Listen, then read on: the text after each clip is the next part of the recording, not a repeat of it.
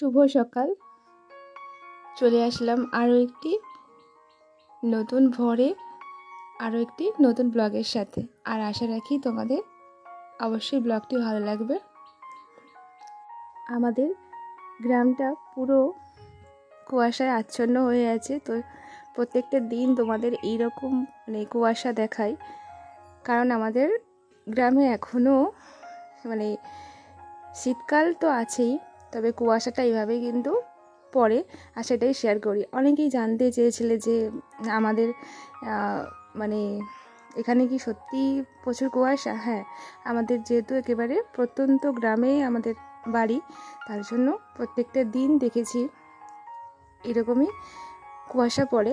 আর মাঝে মাঝে তো পুরো সেই মেঘে ঢাকা হয়ে থাকে কুয়াশায়, সামনে মানুষকেই দেখা যায় না।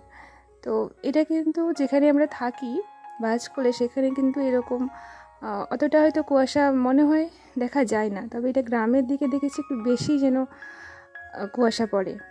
যাই হোক, আমারও তো ভালো লাগে প্রত্যেকটা দিন তোমাদের সঙ্গে এইভাবে শেয়ার করতে আমাদের এই যে গ্রাম্য পরিবেশ।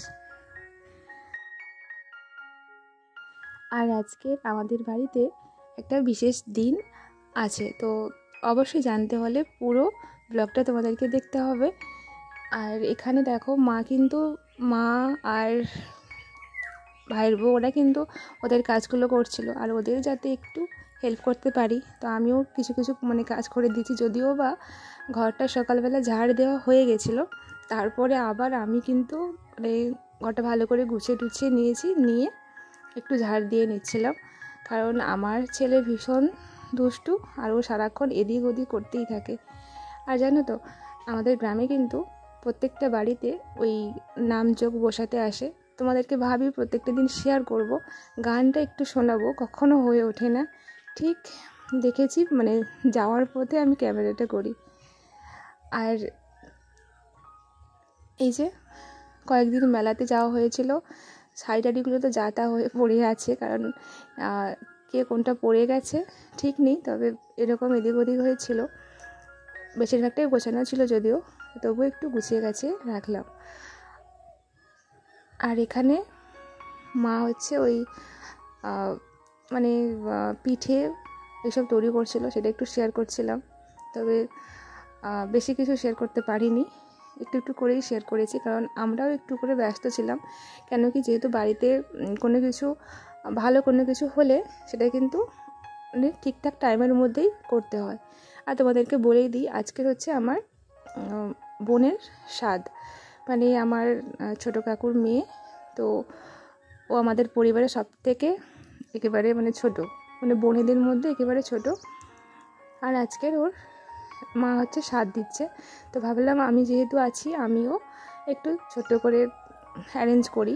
তো সেটাই বাবাই যে ওইগুলো কেনাকাটা করে নিয়ে এসছে। আর যদিও তোমরা কালকের ব্লগে দেখেছো আমরা শাড়ি আনতে গেছিলাম মা মেয়ে, তো কালকে তো শাড়ি কিনে নিয়ে চলে এসেছি। আর আজকে খাওয়ানোর জন্য ওই ফল, মিষ্টি, মাছ, মাংস এগুলো বাবা নিয়ে এসছে। তো চলো, তোমাদের একটু করে জাস্ট শেয়ার করছিলাম। তারপরে আমি স্নান টান করে এখানে বসে গেছিলাম ওই বোনের স্বাদের জন্য জোগাড় করতে। ওই সকালে আমাদের এখানে যেভাবে স্বাদ দেওয়া হয়, সকালে হচ্ছে টিফিন, আর টিফিনে ওই বিভিন্ন রকম তেলে ভাজা ঠাজা থাকে, আর সুজি বা পায়েস যে যেরকম করতে পারে আয়োজন, সেরকমের উপর ডিপেন্ড করে, আর ফল মিষ্টি এগুলোই থাকে। তো যেহেতু বোন হঠাৎ করে এখানে বাবার বাড়িতে এসছে, তো আমি তো ছিলাম, আরও এখানে আসার কথা ছিল না, যেহেতু ওর বেবি হচ্ছে ওখানে শ্বশুরবাড়িতে হওয়ার কথা ছিল, তাই এখানে ও আসবে না। আর হঠাৎ ডাক্তার দেখাতে এসে এখানে এখানে কাকুর বাড়িতে চলে এসছে, ওর বাবার বাড়িতে, আর আমার কাকু। যাই হোক, আর তার জন্য ও বাড়িও চলে যাবে, কারণ ওখানেই ওর বাচ্চা হবে। আর তো হুটহাট করে আমাদের আয়োজন করা, সেরকম কোনো কিছু ছিল না, তো এটাই আয়োজন যতটুকু পেরেছি আমরা। আর সেটাই একটু হলেও বোনকে একটু ওই 7 মাসে একটু আমরা ওই স্বাদ দিচ্ছিলাম, সেটাই তোমাদের আজকে শেয়ার করছিলাম। এখানে দেখো, এটা মা দিয়েছে এই শাড়িটা, আর এই যে আমার বোন। তো তোমরা হয়তো এর আগে ব্লগে দেখেছো ওকে, যেহেতু ওরা মানে একটু লজ্জা করে আর আসতেও চায় না, তাই আমি একটুখানি করে ভিডিও ক্লিপগুলো নিয়েছি। আর এগুলো অবশ্যই আমাদের কাছে স্মৃতি হয়ে থাকবে। আর ওর যখন ছেলে মেয়ে হবে, তো এই যে মাসিমণি এই ভিডিওটা যে করে রেখেছিল তোর মায়ের সাধ পূরণের সময়, তো সেটা ওরাও দেখতে পাবে। আর আমার এই ছোট্ট পরিবারের এই সুন্দর মুহূর্তটাকে আমি ক্যামেরা বন্দি করে রাখলাম। তো আমার তো ভালোই লাগে তোমাদের সঙ্গে সব কিছু সারাদিনে সব কিছু শেয়ার করতে। তবে যদিও সবাই ঠিক আসতে চায় না, তো তার জন্য আমাকে কিছুটা এরকমভাবেই মানে ক্যামেরা করতে হয়। চলো, তোমরাও কিন্তু আমার বোনকে আশীর্বাদ করো যাতে ওর সন্তান সুস্থ স্বাভাবিকভাবে পৃথিবীতে আসে।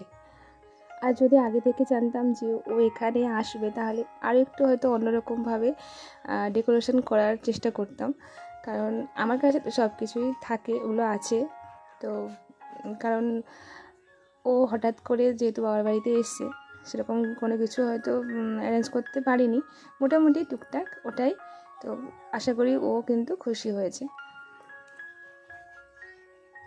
চলো, আর এইদিকে আমাদের মানে সকালের ওই টিফিন খাওয়ানো ওটা কাজ কমপ্লিট হয়ে গেছে। আর তারপরে দুপুরের জন্য রান্না বান্না। আর হ্যাঁ, মা আমি দুজনেই কিন্তু সকালে কিছুই খাইনি। তারপরে খেতে খেতে প্রায় ওই 10:30 মতন হয়ে গেছিলো। খেয়ে দিয়ে কোনো রকম আবার দুপুরের রান্না বান্নার জন্য এখানে বসেছি। তবে উচ্ছে কিন্তু হবে না, মা বললো না আজকে উচ্ছে মানে করতে নেই। তো ঠিক জানি না, তবে ওই যে সবজি কাটতে বসেছিলাম, কী কী আয়োজন দুপুরের জন্য সেটাই তোমরা রান্না হলে অবশ্যই তোমাদের সঙ্গে অবশ্যই শেয়ার করবো। তার আগে সবজি টবজিগুলো আমি এখানে কাটছিলাম, একটুখানি জাস্ট শেয়ার করলাম। ওই বেগুন আর বিনস, শিম এগুলো, আর চাটনির জন্য টমেটো। আর আমাদের মানে বাড়িতে মানে সবাই দেখেছি কম কোনো কিছু হলে দু একটাই পছন্দ করে, বেশি কিছু হয়তো মানে ওই যে হাবি জাবি হয়তো কিছু পছন্দ করে না। তবুও ওই যে সাজানোর ব্যাপারটা থাকে যে সব রকম দিলাম, মানে 5টা হোক বা 6টা 7টা এরকম ভাজা বা তরকারি এরকম হলে কিন্তু বেশ সাজাতে ভালো মানে সুবিধা হয়। আর ও কিন্তু ওই দু একটা হয়তো খেয়েছে, অত কিছু হয়তো মানে খেতে পারেনি। আর আমরাও এইরকমই। তো এই যে দেখো, মা কিন্তু এখন রান্নাবান্না মানে প্রায় দু একটা তো হয়েই গেছে। আর এতক্ষণ ধরে আমার যে সকল মিষ্টি বন্ধুরা আমার ভিডিওটির সাথে ছিলে, আমার ভিডিওটি কন্টিনিউ করছিল, তোমাদেরকে অসংখ্য ভালোবাসা। আর আমার পরিবারের নতুন বন্ধুরা যারা আসছো, তোমাদেরকে অনেক অনেক ওয়েলকাম, অনেক ভালোবাসা। ভিডিওটি ভালো লাগলে অবশ্যই একটা লাইক করে কমেন্ট করে জানিও ভিডিওর কোন অংশ তোমাদের ভালো লেগেছে। তো এখানে দেখাচ্ছিলাম কি কি রান্না করেছে।